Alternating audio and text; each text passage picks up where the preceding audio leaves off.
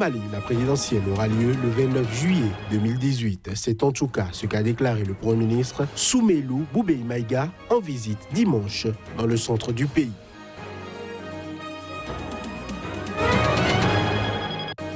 En Afrique du Sud, l'ANC a célébré dimanche le centenaire de la naissance de Nelson Mandela. C'était à la faveur d'un rassemblement au cours duquel le vice-président Cyril Ramaphosa est intervenu. Enfin, Sabrina Wanjiku deviendra lors des JO 2018 de Pyeongchang la première skieuse africaine à disputer les Jeux Olympiques d'hiver. La Kenyane s'est dite honorée, vous l'entendrez dans cette édition.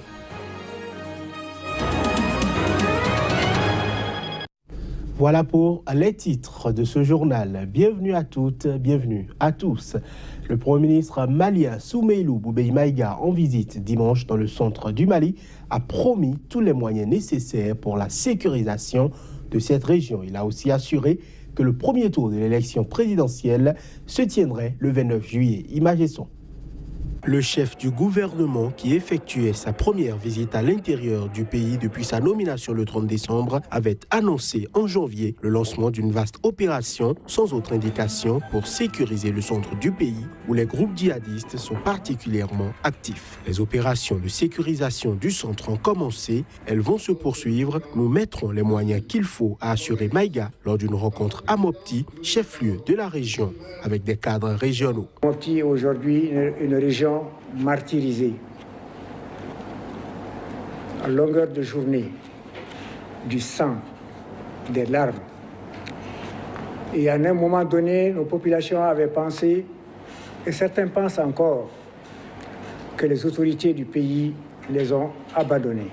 Le déploiement de l'administration dans les zones de cette région dont elle est absente se traduira la semaine prochaine, notamment par la nomination de sous-préfet, a dit le Premier ministre.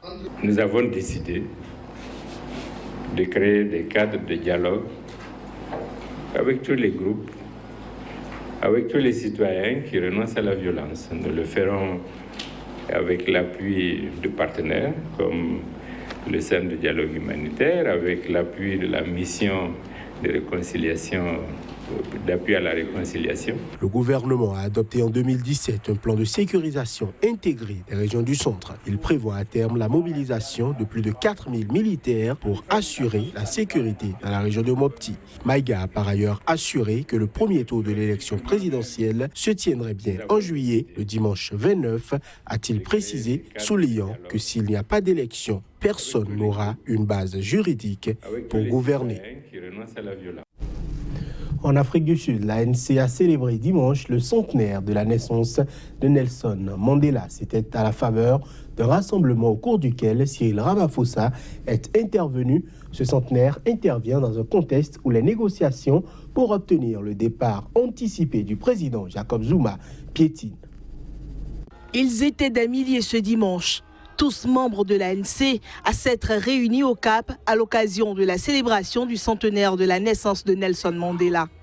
Une célébration rythmée par des chants, des danses, mais aussi quelques discours à la mémoire de l'ancien président sud-africain et des valeurs qu'il incarnait. Madiba était pour une lutte contre la corruption, contre le vol. Madiba était pour l'unité. Il a défendu l'amour, l'antiracisme, le non-sexisme et la prospérité. Des valeurs que ces militants de l'ANC espèrent voir le nouveau vice-président sud-africain, Cyril Ramaphosa, s'approprier. Depuis qu'il a succédé à Zuma, j'espère toujours qu'il va créer plus d'emplois pour nous. Plus particulièrement dans les ghettos, on a du mal à trouver un travail. Pour l'heure, Cyril Ramaphosa a d'autres priorités. Il souhaite mettre rapidement un point final à la crise qui déchire son parti en obtenant le départ anticipé du président Jacob Zuma. Cyril Ramaphosa s'engage pour que les personnes corrompues soient jugées. Pendant ce temps, l'ex-présidente libérienne Ellen Johnson Sirleaf s'est pu décerner ce lundi le prix Mo Ibrahim 2017 qui récompense une gouvernance exceptionnelle en Afrique. L'annonce a été faite par la fondation Mo Ibrahim basée à Londres. Présidente du Libéria de 2006 à 2017, Ellen Johnson Sirleaf devient ainsi le 5e lauréat du prix Ibrahim qui récompense et célèbre l'excellence du leadership sur le continent africain. Selon le comité du prix Mo Ibrahim, elle a fait preuve d'un leadership exceptionnel face à des défis sans précédent au cours de ses 2 mandats à la tête du Libéria.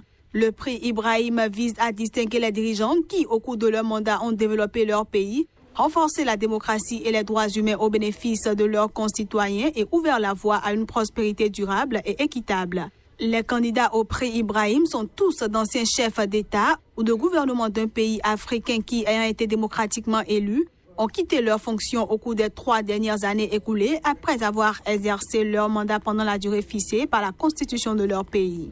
Et c'est le cas de la lauréate qui a quitté le mois dernier le pouvoir à la fin de ses 2 mandats, comme le prévoit la constitution de son pays pour céder le fauteuil présidentiel à l'ancien footballeur George Weah. Ellen Johnson-Sirleaf recevra 5 millions de dollars, une somme étalée sur 10 ans, puis une allocation annuelle à vie d'un montant de 200 000 dollars. En République démocratique du Congo, la nouvelle représentante spéciale du secrétaire général des Nations Unies a pris fonction. Leila Zerougui, une diplomate algérienne, arrive dans le pays dans un contexte difficile entre crise politique interne et bras de fer avec les autorités congolaises sur le rôle de la mission. En République démocratique du Congo, reportage. Originaire d'Algérie, la diplomate Leila Zerougui, nouvelle représentante spéciale du secrétaire général des Nations Unies en RDC, a foulé le sol congolais vendredi soir. Âgée de 61 ans, elle prend la tête de la plus grande mission de maintien de la paix dans le monde.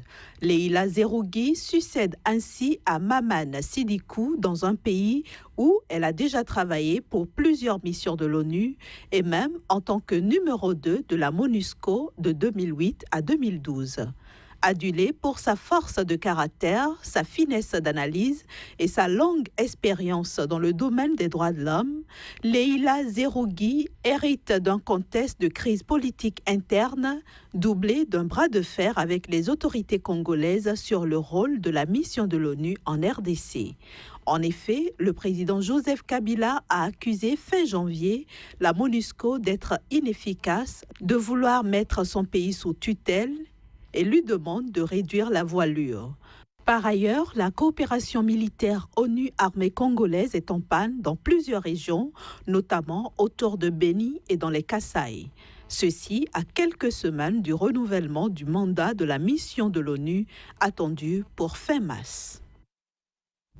Au Maroc, les autorités ont annoncé ce dimanche avoir saisi à Casablanca, dans l'ouest du pays, 541 kg de cocaïne. Une importante saisie dissimulée dans un conteneur de marchandises en provenance d'Amérique du Sud. Les détails. 541 kg de cocaïne dissimulée dans un conteneur de marchandises en provenance d'Amérique du Sud ont été saisis. L'annonce a été faite ce dimanche par les autorités marocaines. Selon un communiqué du Bureau central d'investigation judiciaire, 6 personnes, dont un Brésilien soupçonné d'être le cerveau de ce réseau criminel, ont été arrêtées et 5 voitures et d'importantes sommes d'argent ont aussi été saisies. D'après la même source, les premiers éléments de l'enquête ont montré les ramifications transnationales du réseau et ses liens avec des cartels en Amérique latine qui exploitent désormais la position stratégique du royaume comme point de transit vers l'espace européen. Ces dernières années, les autorités marocaines ont multiplié les annonces de saisie de cocaïne provenant de l'Amérique du Sud. Sur une plaine désertique balayée par le vent et la poussière, des déplacés de la ville libyenne de Touarga s'impatientent dans leur camp de fortune.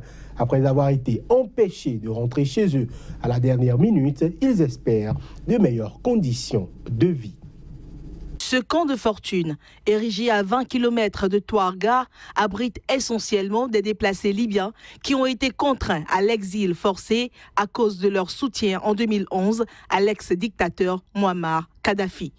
Un exil qui ne semble pas près de finir, malgré un accord conclu avec la ville rivale de Misrata. En effet, Les centaines de familles qui avaient pris la route le 1er février en direction de Touarga ont été bloquées à des barrages aux entrées de la ville par des groupes armés de Misrata opposés à l'accord. Je ne peux pas vous expliquer ma joie quand j'ai appris que nous rentrons chez nous. Nous étions aux portes de Touarga quand ils nous ont bloqué la route. Depuis 2011, nous sommes devenus les experts de l'exode sur le territoire libyen. Nous ne comptons pas sur les autorités, nous comptons uniquement sur nous-mêmes. Nous nous déplaçons avec nos bonbonnes de gaz et même avec du bois pour chauffer et cuisiner. En fait, l'État néglige les déplacés. À défaut de retrouver leur terre de Touarga, ces déplacés n'ont d'abri que leur voiture. D'autres, plus chanceux, ont trouvé refuge sous la centaine de tentes livrées par les agences de l'ONU. Les gens sont sans abri ni nourriture depuis 8 jours.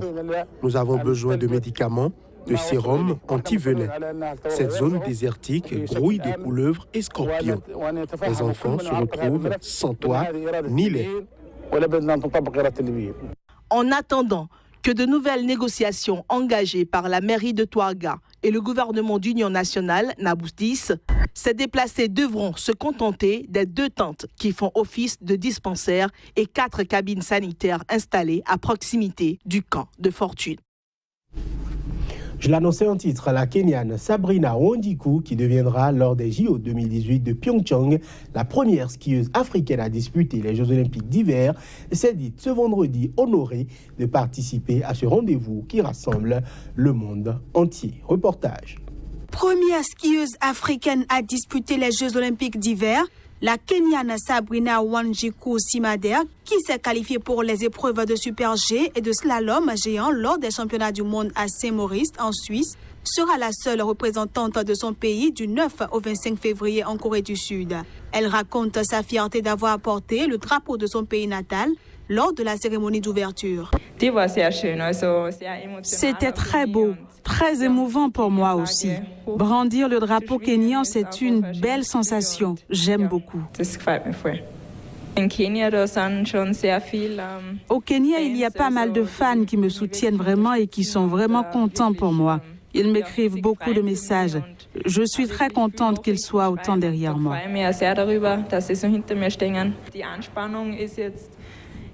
L'excitation monte, un peu de nervosité également. C'est un immense plaisir de pouvoir être ici aux Jeux Olympiques. Je me réjouis vraiment de concourir. Sabrina Wanjiku Simader sera néanmoins soutenue par Philippe Boyd, entré dans l'histoire en 1998 à Nagano en tant que premier sportif kenyan sélectionné pour des Jeux Olympiques d'hiver enfants et membre de l'encadrement à Pyongyang. C'est sur cette performance sportive inédite que nous mettons un terme à cette édition, que nous vous remercions d'avoir suivi. Merci de rester fidèle à Sika. À très bientôt.